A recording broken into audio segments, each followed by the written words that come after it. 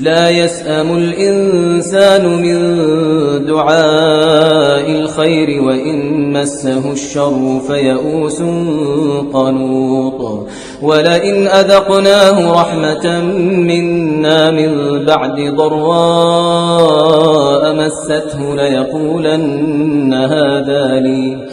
ليقولن هذا لي وما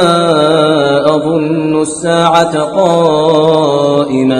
ولئن رجعت إلى ربي إن لي عنده للحسنى فلننبئن الذين كفروا بما عملوا ولنذيقنهم من عذاب غليظ وإذا أنعمنا على الإنسان أعرض ونأى بجانبه وإذا مسه الشر فذو دعاء عريض